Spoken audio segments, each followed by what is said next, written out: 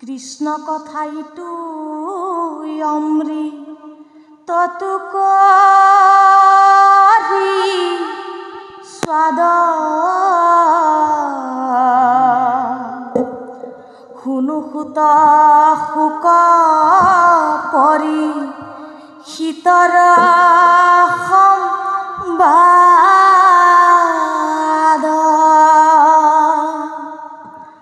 ওৰাম যাৰ ঘোঁৰা চলে ৰাতি আকাশৰ পথে সহাগৰা পৃথিৱী নীলায়ে ৰথে ওৰাম জম্বুদ্বীপ পতি পৰি শীতম বীৰ তৰুণ কালত কেনে তেজিলা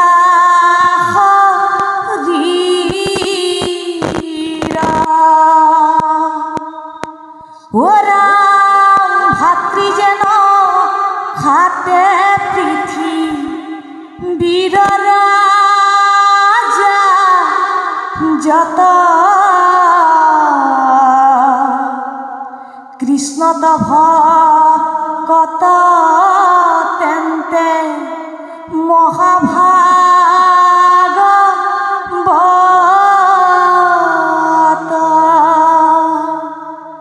ওরাম হরিস্মরি জিমতে হৃলাত ত্যাগ কহিউতাহানে জন্ম হুতম ভাগ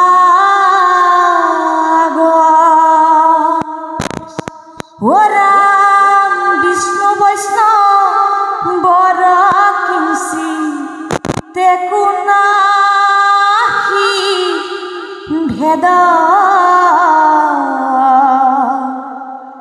দুইরু কথা করে পাত কর কন্ধ সে ওরাম এতে দেখু নিবুই আমি কৃষ্ণর চরিত্র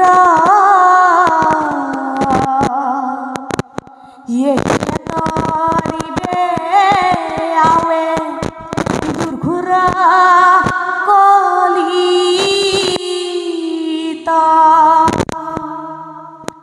ওরাম দেবরুধুর লভ শুক মুনিম ভাগ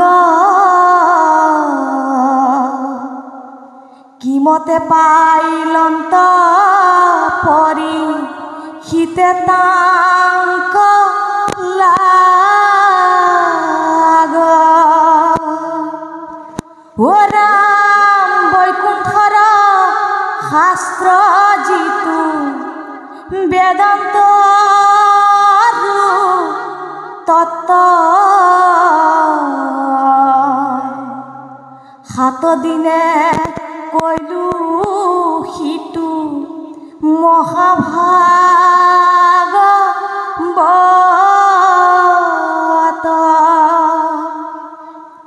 ওরাম কিহে তুর যাকয়াহি দংখিলে তই ক্ষকে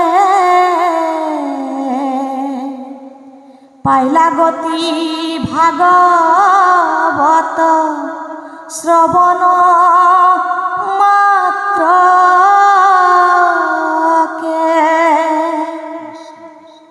ওরাম বৈষ্ণবর বৃত্তান্ত নিবাক ইচ্ছা আছে কহিউক সুতয়ান কথা শুনো পাছে ও ৰাম হেন শুনি সুতে বিনা অন্তয় নত আমি অকলিন হেন আছিল মনত ও ৰাম তোমাহাৰ প্ৰশ্নে ভৈল আজি পবিত্ৰ শুনা যেন জানো কহু কৃষ্ণৰ চৰিত্ৰ ও ৰাম খাব শেষে কথা কোনো কহিবে ৰূপে যেন পক্ষী উৰায়প খাৰয়নো ৰূপে হে ৰাম সেইমতে যত মান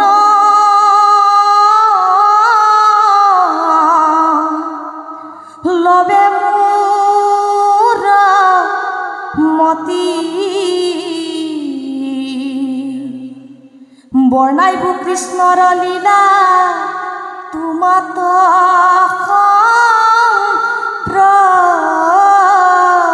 প্ৰতি ও ৰাম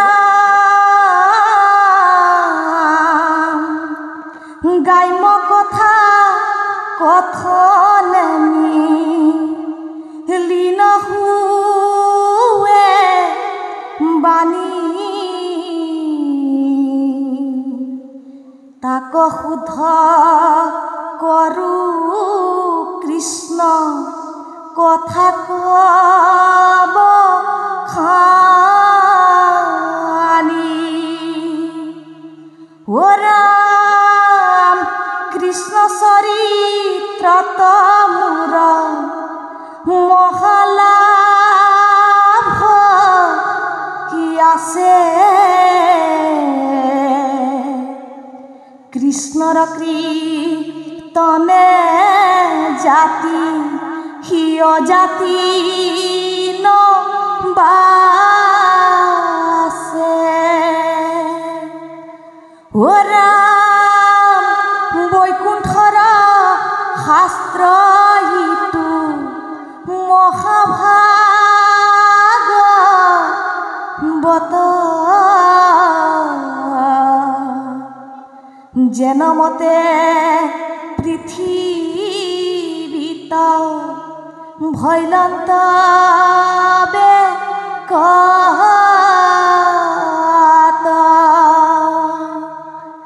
ও ৰাম জীৱতে কৰিলা শাস্ত্ৰ ব্যাস জনে প্ৰথমে ঋক স্মৰি শুনা সাৱধানে কৃষ্ণ কৃষ্ণ আচলতে মংগলাচৰণ আৰু প্ৰস্তাৱনা এই দুই অধ্যায়ত ভাগৱতৰ উৎপত্তি আৰু যুগ ধৰ্ম এই বিষয়বস্তুখিনি ভাগৱতৰ উৎপত্তি আৰম্ভণি আৰু যুগ ধৰ্ম এই বিষয়বস্তুখিনি সন্নিবিষ্ট হৈ আছে। এই বিষয়বস্তুখিনি পুংখানুপুংখভাৱে আলোচনা কৰিবৰ কাৰণে যথেষ্ট সময়ৰ প্ৰয়োজন হয়। এতেকে আমি প্ৰস্তাৱনা আৰু মংগলাচৰণৰ এই দুটি অধ্যায়ৰ মূল বিষয়বস্তুখিনি, যিখিনি অত্যন্ত জৰুৰী, যিখিনিক আমি দৈনন্দিন নিজৰ জীৱনশৈলীত ইয়াক ব্যৱহাৰ কৰিব পৰা যিখিনি মূল তত্ত্ব আৰু ৰহস্য বিভূতি, সেই বিষয়বস্তুখিনি আমি চমু ভাষাৰে আপোনাসৱৰ আগত প্ৰকাশ কৰি যাম। আপোনাসৱে শ্ৰৱণ কৰিব। ভাগৱতৰ উৎপত্তিৰ কথাখিনি প্ৰস্তাৱনাত সুন্দৰভাৱে উল্লেখ কৰিছে যে এই শাস্ত্ৰভাগী ক'ৰ পৰা আহিছে। প্ৰশ্নটো এনেধৰণৰ হ'ল যে এই ভাগৱতভাগী ক'ৰ পৰা আহিল। ইয়াক বৈকুণ্ঠৰ কল্পতৰু বুলি কোৱা গৈছে, গতিকে ই কেনেকৈ কল্পতৰু শাস্ত্ৰ হ'ব পৰা হ'ল। এই কথাখিনিক আমি পূৰ্বে উল্লেখ কৰিছোঁ। আৰু ভাগৱতৰ আৰম্ভণিতে আপোনালোকে পাব মংগলাচৰণতে ইয়াত 28,000 ঋষিমুনিয়ে ভাগৱত শুনিলে বুলি কৈ আছে। তে 28,000 ঋষিমুনিয়ে ভাগৱত আচলতে দ্বিতীয়বাৰ শুনিছে। প্ৰথমবাৰ যেতিয়া ভাগৱত শুনি আছে তেতিয়া ভাগৱতৰ শ্ৰোতা কিমান সংখ্যা আছিল? 60,000। 60,000 ঋষিমুনি প্ৰমুখ কৰি পৰীক্ষিতে ভাগৱত শুনিছে। আৰু এই ভাগৱত ভাগী পুনৰ নমিক্ষাৰণ্যত দ্বিতীয়বাৰৰ বাবে শ্ৰৱণ আৰু কীৰ্তন যেতিয়া কৰিবৰ কাৰণে আয়োজন কৰিছে, তাৰ পৰা 60,000 ঋষিমুনিৰ ভিতৰত 32,000 ঋষিমুনি উঠি অন্য স্থানে গতি কৰিছে। এই ভাগৱত ভাগী দ্বিতীয়বাৰ 28,000 ঋষিমুনিয়ে ভাগৱত ভাগী শ্ৰৱণ আৰু কীৰ্তন ভক্তি ধৰ্ম কৰিছে, শ্ৰৱণ কৰিছে। অৰ্থাৎ কিয় উঠি গৈছে? সেই ঋষিমুনিসকল 32,000 ঋষিমুনি কিয় উঠি গুচি গ'ল ভাগৱতৰ ঠাইৰ পৰা, এই কথাখিনি উল্লেখ কৰিছে পাঠত। ইয়াত এটা বস্তু উল্লেখ কৰিছে, আপোনালোকে জানে, আমি নকলেও হয়, পিছে উল্লেখ কৰা গৈছে।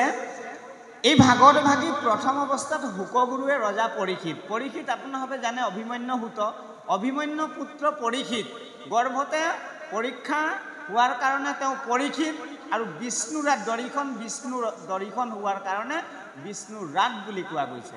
এইজন পৰীক্ষিত অভিমন্যু সুত, এই পৰীক্ষিতে আছিলে আমাৰ ভাৰতবৰ্ষক জম্বুদ্বীপৰ লগত তুলনা কৰিছে। এই জম্বুদ্বীপৰ প্ৰতি ভাৰতবৰ্ষৰ প্ৰতি সহাগৰা পৃথিৱীৰ ৰজা একছত্ৰী বুলি কোৱা গৈছে পৰীক্ষিত। এইজন আকৌ কুমাৰ কালতেই তেওঁৰ দেহ ত্যাগ কৰিব লগা হ'ল। কি হাতত পৰি কেনেধৰণে অভিশপ্ত হৈ পৰীক্ষিতে সৰ্পৰে দংশন কৰি তেওঁ বৈকুণ্ঠ প্ৰয়াণ কৰিলে, গোটেই বিষয়বস্তুখিনি এই পদবন্ধে উল্লেখ কৰি গৈছে। আচলতে প্ৰস্তাৱনাত যিভাগ প্ৰশ্ন কৰিছে সেই প্ৰশ্নটোৰ উত্তৰ ইতিমধ্যে আপোনালোকৰ আগত আমি প্ৰকাশ কৰিছোঁ যে ভাগৱত ভাগ ক'ৰ পৰা আহিল, কেনেধৰণে আহিল, কাৰ হাতত পৰিলে আহিল। আমি আলোচনা কৰিম যে পৰীক্ষিত আচলতে কিয় শাপগ্ৰস্ত হ'ব লগা হ'ল, পৰীক্ষিতক শাপগ্ৰস্ত কিয় হ'ব লগা হ'ল, আৰু শাপগ্ৰস্ত হোৱাৰ পাছত পৰীক্ষিতে কি উপায় অৱলম্বন কৰিলে, এইখিনি চমুকে অকণমান কম। আমি আপোনালোকক সহজ সৰল ভাষাৰে আমি ব্যক্ত কৰিম, কেৱল শ্ৰৱণ কৰিব একান্ত মনে। আচলতে এজন ভকতৰ দায়িত্ব আৰু কৰ্তব্য কি? আমি পৰীক্ষিতক এজন মহাভাগৱত হিচাপে বেদে অংকন কৰিলে, আমিও শ্ৰী পৰীক্ষিতক, মহামান্য পৰীক্ষিতক মহাভাগৱত বুলি কোৱা গৈছে।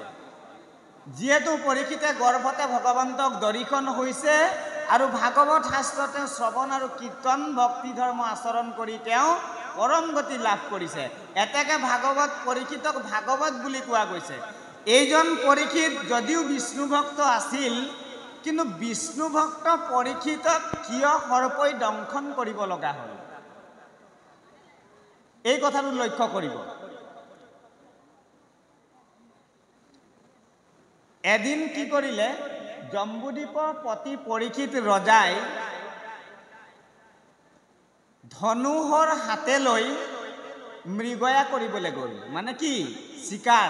আমাদেৰ এই কিছুমান বাগানৰ লোকসকলে এই যাত্ৰা দিন বুলি কয়, মাঘ বিহুৰ এই দিনটোত কোনোবা এটা দিনত যাত্ৰা বুলি কৈ আগতে আমি দেখিছোঁ এই ধনু কাঁড় হেন তেন জাতি ছাতি লৈ হাবিবিলাকত গৈ চিকাৰ কৰে। এই চিকাৰ কৰাৰ এটা চলেৰে পৰীক্ষিতো মানে মনৰ আনন্দত ঘোঁৰাত উঠি তেওঁ চিকাৰলৈ ওলাই গুচি গ'ল। চিকাৰলৈ গৈ তেওঁ ঘূৰি ঘূৰি যেতিয়া সন্ধিয়া লাগিলে চিকাৰ নাপালে, অৱস হ'ল, অণ্ঠকণ্ঠ পিয়াসত শুকাই গ'ল, তেতিয়া অৱস শৰীৰটো লৈ তেওঁ গৈ পেলানি শ্ৰমিক মুনিৰ আশ্ৰম পাইছে। শ্ৰমিক মুনিৰ আশ্ৰম পাই শ্ৰমিক মুনিৰ ধ্যানস্থ হৈ থকা অৱস্থাত পৰীক্ষিতে মাত লগাইছে যে হে ঋষিবৰ, মোক পানী দিয়া, মোক এটুপি জল দি প্ৰাণ ৰক্ষা কৰা, মোৰ অণ্ঠকণ্ঠ পিয়াসত শুকাই গৈছে। কিন্তু এই যে শ্ৰমিক ঋষি, তেওঁ ভগৱন্তত একাত্ম হৈ আছিলে।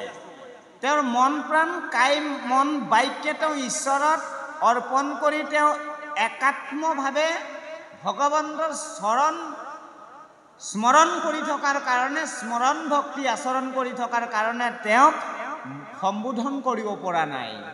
এই কথাটো পৰীক্ষিতে উপলব্ধি কৰিব পৰা নাই। পৰীক্ষিতে ঋষিয়ে যে ধ্যানমগ্ন হৈ আছে, তেওঁ ভগৱন্তত একাত্ম হৈ আছে, ভগৱন্তত একান্ত ভকতি স্মৰণ ভক্তি আচৰণ কৰি আছে, এই কথাটো পৰীক্ষিতে উপলব্ধি কিয় কৰিব নোৱাৰিলে? এইটো এটা প্ৰশ্ন। প্ৰশ্ন দুটা হ'ল এতিয়া। পৰীক্ষিতে কিয় উপলব্ধি কৰিব নোৱাৰিলে? এজন বিষ্ণু ভক্ত পৰীক্ষিতে কিয় শ্ৰমিক মুনিৰ গলত সৰ্প এডাল মৰা সৰ্প আঁৰি দিব লগা হ'ল? এই সকলোবিলাকৰ এটা মূল কাৰণ আছে, আপোনালোকে জানি থব বিষয়বস্তুটো। আচলতে কি, ভকতে কিবিলাক কৰ্ম কৰিব লাগে আৰু কিখিনি কৰ্ম কৰিব নালাগে, ইয়াৰ অন্তৰালত এটা ৰহস্য আছে। আচলতে পৰীক্ষিতক শ্ৰীমদ ভাগৱত বুলি কোৱা যায়, পৰীক্ষিতক মহাভক্ত বুলি কোৱা যায়, মহাভাগৱত বুলি আখ্যা দিছে। কিন্তু মহাভাগৱত পৰীক্ষিতে জীৱ হত্যা কৰিব লাগে নে নালাগে? আপোনাসবক সুধিছোঁ, কওক আপোনাসবে, ভকতে জীৱ হত্যা জীৱ হিংসা কৰিব লাগে নে নালাগে? যদি নালাগে তেতিয়াহ'লে পৰীক্ষিতে কিয় কৰিছিল? পৰীক্ষিতক দেখোন মহাভাগৱত বুলি ভাগৱতে উল্লেখ কৰিছে। মহাভাগৱতৰ টাইটেল পাই, উপাধি পাই ৰজা পৰীক্ষিতে ধনুকাৰ লৈ জীৱ জন্তুবিলাকক কিয় বধ কৰিবলৈ গৈছিলে? তেওঁ জীৱ হিংসা ধৰ্ম কিয় পালন কৰিবলৈ গৈছিলে? আৰু এই ভুলটোৰ বাবেই পৰীক্ষিত ৰজাই প্ৰায়শ্চিত্ত কৰিব লগা হৈছে। জানেনে কি কৰিছে পৰীক্ষিতে? প্ৰায়শ্চিত্ত কৰিব লগা হ'ল। আৰু সেই প্ৰায়শ্চিত্তটো কি হ'ল? এই 7 দিনৰ ভিতৰত তেওঁক সৰ্পই দংশন কৰিব লাগে। এতেকে আমি জানিম, এতেকে আমি এই দিশটোৰ পৰা আমি শিকিব পাৰিলোঁ এই অধ্যায়টোৰ পৰা, যে ভকতে কি কি কৰ্ম কৰিব লাগে আৰু কি কি কৰ্মবিলাক ভকতে ত্যাগ কৰিব লাগে। আচলতে ভকত উপাধিটো লৈ থাকিলেই নহ'ব বুলি ক'লে গুৰুজনাই। আচলতে ভ ক দন্তীয়া ত, এই 3টা আখৰৰ এটা বহুত ডাঙৰ দৰ্শন এটা আছে, বহুত তত্ত্ব এটা আছে। ভটোৱে কৈ আছে, ভ পদে ভগৱন্ত ভয় বিমোচন। যেতিয়াই ভগৱন্তৰ চৰণত শৰণ লোৱাৰ পাছত তেওঁৰ একো ভয় নাই। আমি অংকটো সেইটো কাৰণে উল্টা ফালৰ পৰা কৰিছোঁ, পৰীক্ষিতৰ অংকটো, গম পালেনে? তল ফালৰ পৰা অংকটো কৰি নিছোঁ, ওপৰৰ ফালৰ পৰা কৰি অহা নাই। যিহেতু চমুকে আপোনাহঁতে কিবা এটা বুজি পাব বুলি আমি অংকটো উল্টাকৈ কৰিছিলোঁ। ভটোৱে কৈ আছে, ভ পদে ভগৱন্ত ভয় বিমোচন। ভগৱন্তৰ চৰণত শৰণাগতি হোৱাৰ পাছত তেওঁৰ ভয় নাথাকে। ভজন ভক্তিত তুষ্ট হুৱন্ত যোজন, যিজনক ভজন ভক্তিত যিজন ভকত সন্তুষ্ট, সেইটো ভটোৱে কৈ আছে। কটোৱে বেলেগকে কৈ আছে, ক পদে কৃষ্ণ ভজি পবিত্ৰ পৰম। যিজনে কৃষ্ণৰ চৰণ সেবি ভগৱন্তক ভজনা কৰি যাৰ হৃদয় কমল পবিত্ৰ হৈ আছে, নিৰ্মল হৈ আছে। ক পদে কৃষ্ণ ভজি পবিত্ৰ পৰম, আত্মাত মানন্ত কৃষ্ণ সমস্ততে হম। আত্মাত তেওঁ সমস্তকে সম দৃষ্টিৰে, আচলতে সমস্ত ভূততে ব্যাপী আছুময়ী হৰি। এই কথাটো আজিৰ তাৰিখতো বহু লোকে স্বীকাৰ নকৰে। আৰু এই ভুলটো পৰীক্ষিতও কৰিছিল।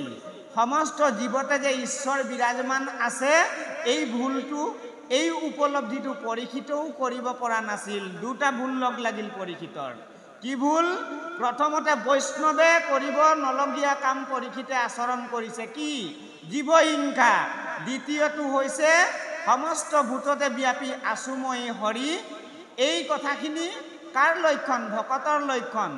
কোনে উপলব্ধি কৰিব নোৱাৰিলে আজিৰ তাৰিখত বহু লোকে উপলব্ধি কৰিব পৰা নাই আৰু এনেকুৱা সৰু ভুল এটা পৰীক্ষিত কৰিছিলে যিহেতু তেওঁ মহাভাগৱত জম্বুদ্বীপপতি সমস্ত ভূতত ভগৱন্ত দৰ্শনটো নোহোৱা পৰ্যন্ত জীবহিংসা বোলে হয়েই থাকবে বলছে বলে মরা মাছটা কি করবি মরা মাছটা লেগে করে কি করবি টুকুন্ডার পেছে গুঁদাবেকে জিয়াটালে বলছে জিয়া গরইটালে বলছে এগরাকি বাপজনকে বলে জিয়া গরই বলে জিয়াটাকে লিয়া হোক বলে 400 গ্রাম জিয়া গরই লিয়ে আইলো ঘরে আসে করে বাপজনের চিন্তা ঢুকলো মাছ মরাবে কে এখন আরো একটা চিন্তা বলে আমি হরণ লেইছি ভজন লেইছি এখন তো মাছ মরাবো নাই হ্যাঁ তো মাছটা কে মরাবে বলছে বাবু টুকুনটা দেয় তো তুই মরা বলছে বাপজনে জানে যে জীব হত্যা মহাপাপ বুলি জানি নিজে আকৌ সেই পাপৰ পৰা তেওঁ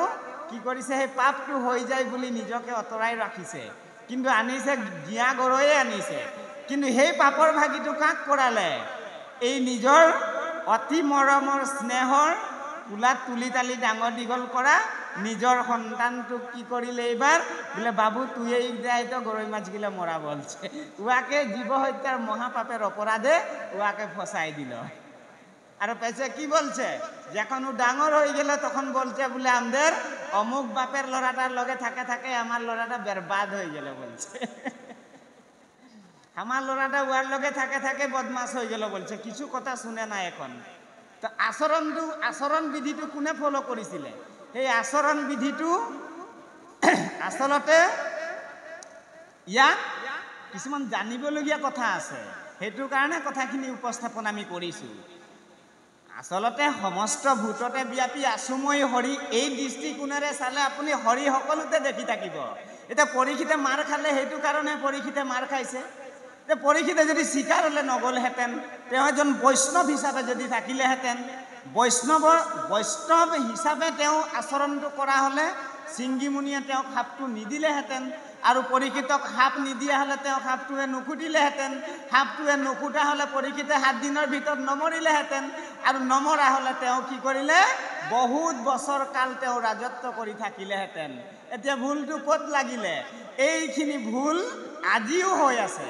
চাবচোন বহু লোক আছে আমি ভকত আৰু বৈষ্ণৱ বুলি নাই কোৱা বহু লোক এনেকুৱা লোক আছে যে জীবহিংসাতেই মানে নিজকে ব্ৰতী কৰি ৰাখে এই জীবহিংসা যেতিয়ালৈকে জীৱৰ থাকিব তেতিয়ালৈকে তেওঁ ভক্তিত উত্তৰণ হ'ব নোৱাৰে প্ৰহ্লাদে কি ভক্তি কৰিলে নিৰ্গুণ ভক্তি কৰিলে প্ৰেম ভক্তি কৰিলে প্ৰহ্লাদৰ ভক্তিৰ নামটো কি প্ৰেম ভক্তি অৰ্থাৎ সকলোকে ভাল পাব পৰা ভক্তিটোৰ নামেই হৈছে প্ৰেম ভক্তি জীৱ জন্তু কীট পতংগ ভূত প্ৰেত পিকাচুৰ চাণ্ডাল আদি কৰি সকলোকে সমদৃষ্টিৰে ল'ব পৰা জনকেই বৈষ্ণৱ বুলি কোৱা গৈছে বা ভকত বুলি কোৱা গৈছে কোনে ক'লে এই কথাটো গুৰুজনাই ক'লে ক'ত ক'লে কীৰ্তনত উল্লেখ কৰিলে কৃষ্ণদেৱে উদ্ধৱৰ আগত প্ৰকাশ কৰিলে কোনো জেনেৰেল মানুহে কোৱা কথা নহয় ঈশ্বৰে নিজ মুখে উদ্ধৱৰ আগত প্ৰকাশ কৰিলে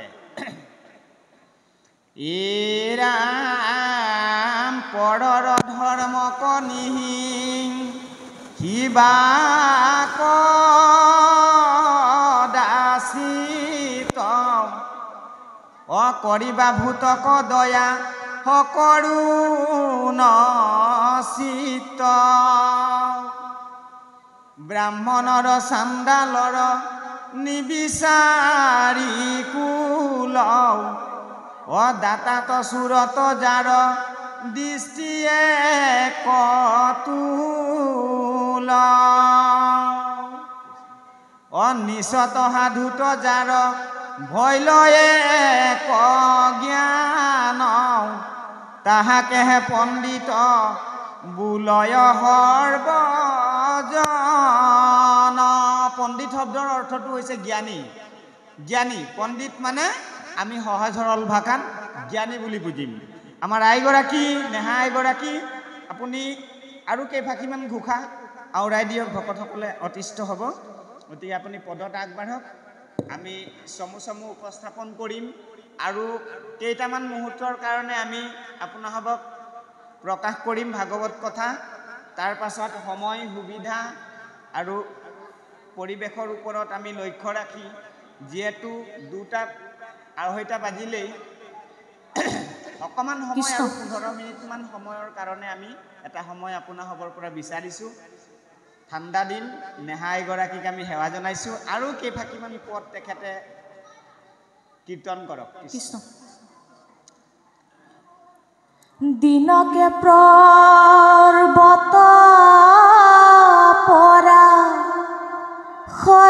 সৰসূত ঋষি বদৰিকাশ্ৰম তয়া সন্ত ব্যাস বসি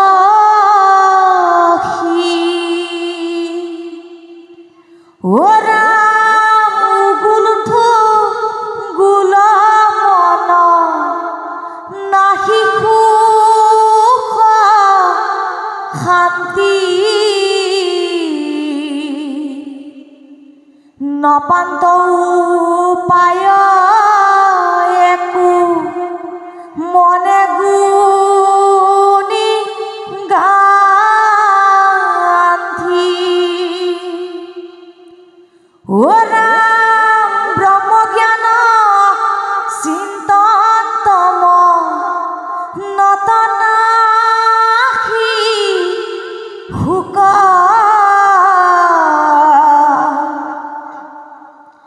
নজানন্ত কিহ কম নতমিলৈ দুখ ও ৰাম অধুমুখে আছে বহি হুয়ানি বধ সেহি বেলা তৈতে আখি মিলিল না রাধা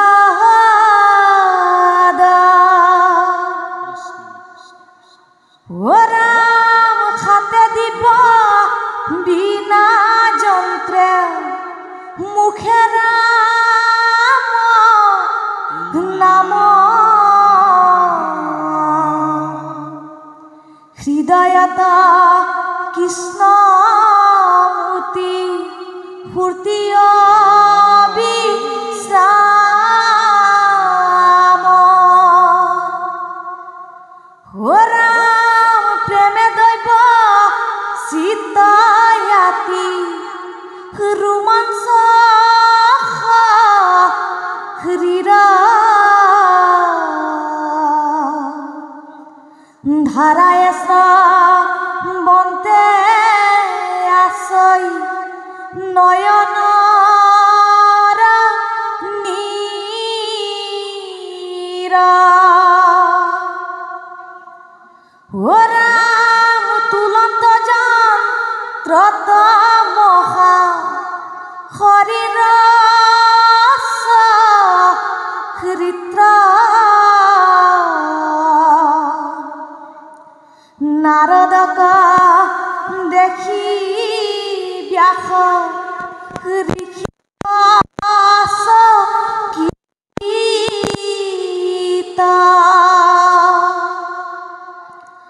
ও রাম আথে বেথে উঠিলা রিয়া কৃতাঞ্জলি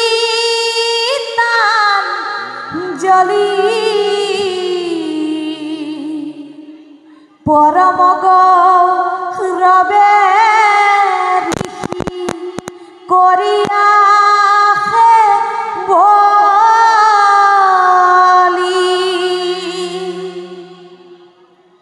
ও রাম দিলন দয়া খনয়ানি বহিবার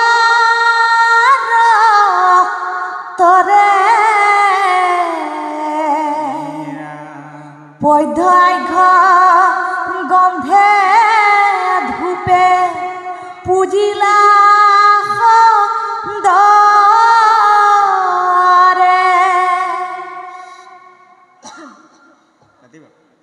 ও রাম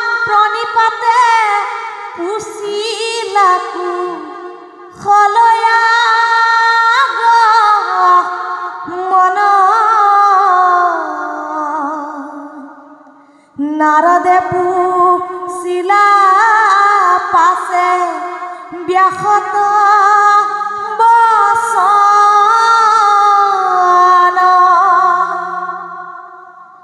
ও ৰাম সাখিয়াবু লন্ত ঋষি কহিও বৃত্তান্ত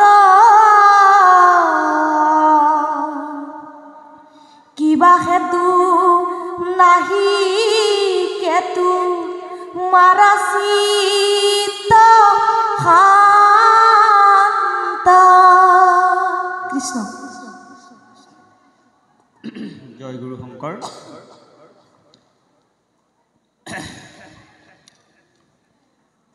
পদবন্ধে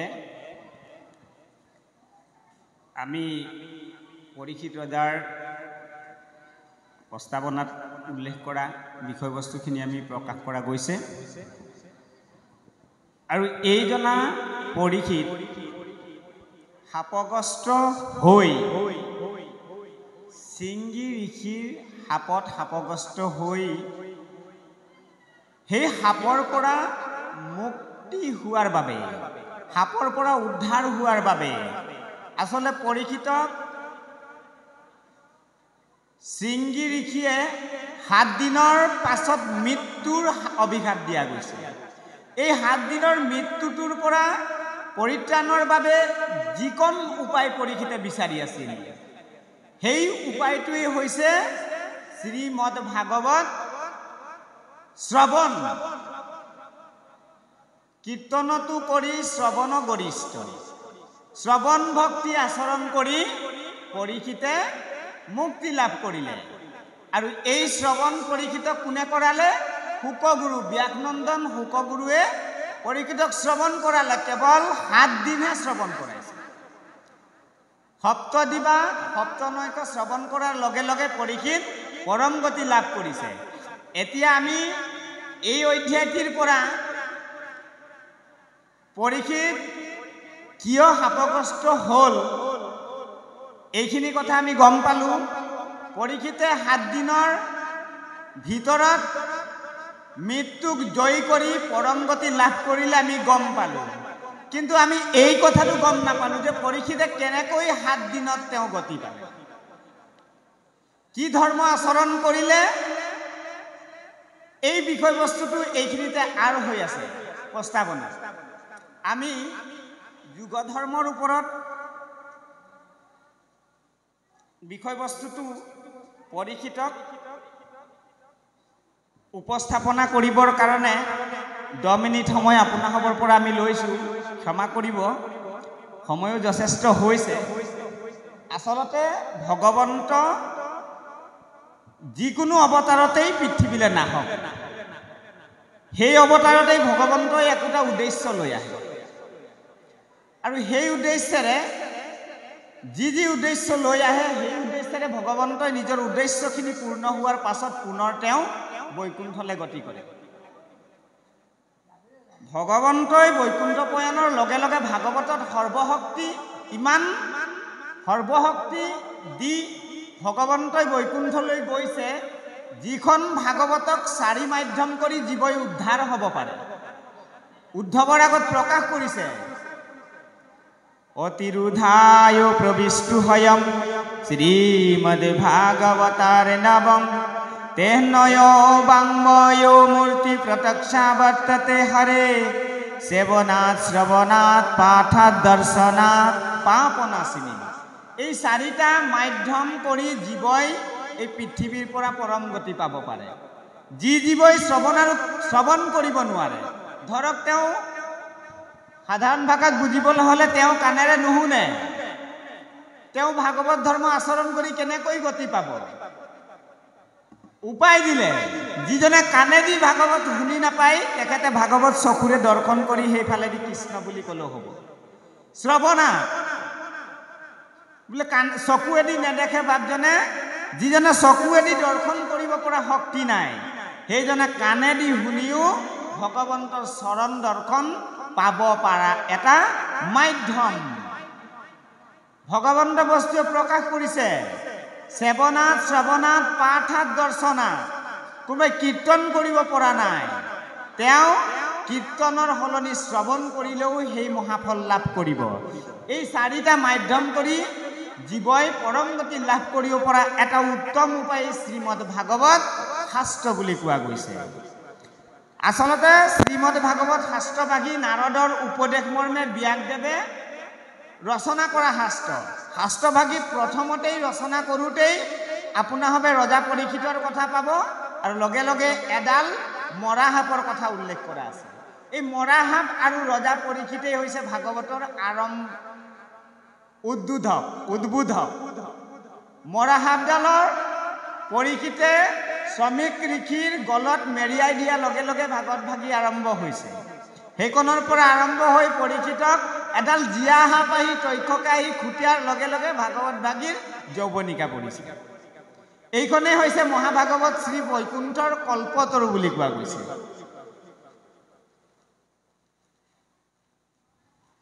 এই ভাগৱত শাস্ত্ৰভাগীত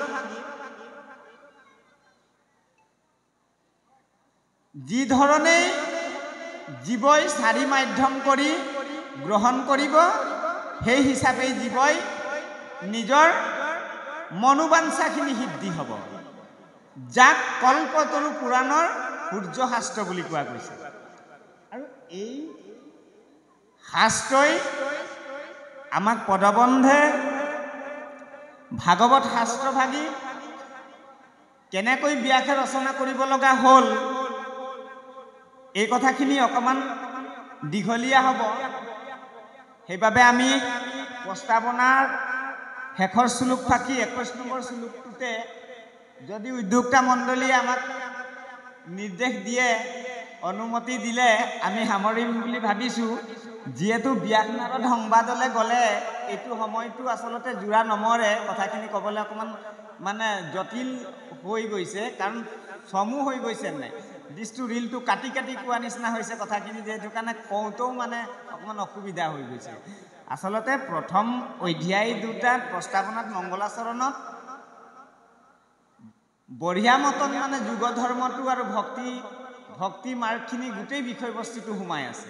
গতিকে কথাখিনি উপস্থাপন কৰোঁতে চমু কৰি দিব খুজিলে যথেষ্ট অসুবিধা হৈ যায়। আৰু সেইটো কাৰণে আমি ব্যাস নাৰদ সংবাদলৈ নগৈ উদ্যোক্তা মণ্ডলী যদি অনুমতি দিয়ে আমি ইয়াতে সামৰিম। যিহেতু ব্যাস নাৰদ সংবাদত যথেষ্ট সময়টো লাগিব, কম শ্বৰ্টকাট কৰি ক'ব পৰা ব্যৱস্থা আমাৰ ওচৰত নাই। ক্ষমা কৰিব।